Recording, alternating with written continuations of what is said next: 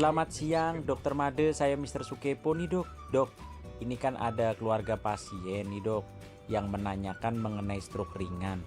Stroke ringan itu seperti apa sih, Dok? Baik, Mr. Sukepo.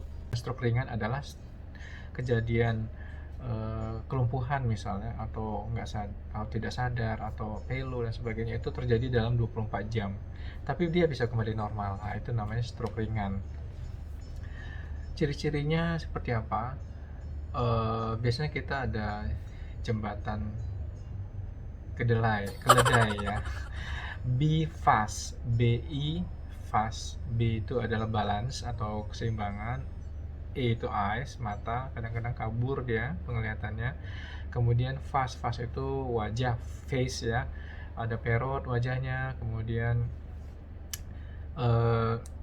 arm itu ini lengan ya, lengannya tidak lumpuh atau kelemahan. Kemudian speech, dia suaranya pelo. Dan fast T yang terakhir itu adalah time, waktu sangat penting. Jadi kalau ada kejadian stroke seringan apapun itu harus ke rumah sakit. Triknya adalah dia mendadak, kemudian ada faktor risiko. Biasanya misalnya ada punya penyakit hipertensi, punya penyakit gula, berkolesterol, gemuk, tidak pernah olahraga, merokok, alkohol. Itu jika ada faktor risiko, hati-hati kalau ada kejadian seperti itu. Ini stroke. Lebih baik kita berpikir berbahaya dulu daripada kita biarin diam-diam, santai-santai, akhirnya jadi permanen dan cacat. Nah, trik yang pertama seperti itu. Jadi selalu waspada ada kejadian stroke dan segera ke rumah sakit. Yang kedua, tidak kalah penting adalah memilih rumah sakitnya. Karena pun kita sudah sampai di rumah sakit, alhasil di rumah sakit nggak diapa-apain, fasilitas tidak lengkap, dokter nggak ada, tidak ada oksigen, ya kan? Aduh, sayang sekali kan? Jadi harus tahu trik tempat yang bisa menangani stroke dengan cepat, dengan baik. Jadi stroke ini biasanya didiagnosis tidak hanya klinis.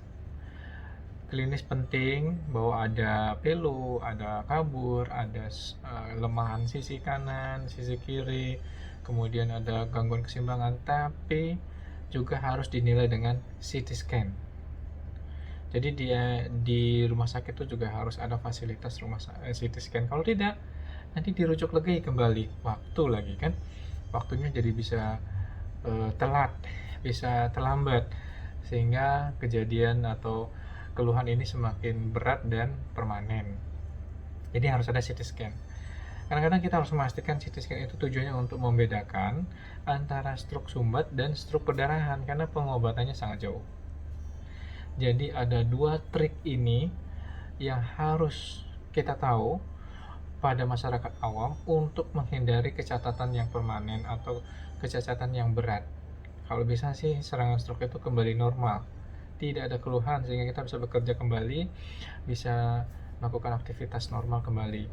Triknya tadi pertama adalah bahwa kita harus memikirkan itu stroke, berbahaya lebih penting, memikirkan berbahaya lebih penting daripada kita santai-santai. Yang kedua adalah memilih rumah sakit yang tepat, karena dua ini berhubungan dengan timing, dengan waktu. Kalau telat, udah permanen dia. Begitu Mr. Sukepo, semoga bermanfaat bagi semuanya. Salam sehat, salam Mr. Sukepo. Terima kasih banyak Dokter Made, dokter spesialis bedah syaraf yang sudah meluangkan waktunya untuk pojok Mr. Sukepo ya, Dok. Pojok Mr. Sukepo tanpa kalian bukan apa-apa. Sekali lagi, pojok Mr. Sukepo tanpa kalian bukan apa-apa. Oke, terima kasih banyak Dokter Made.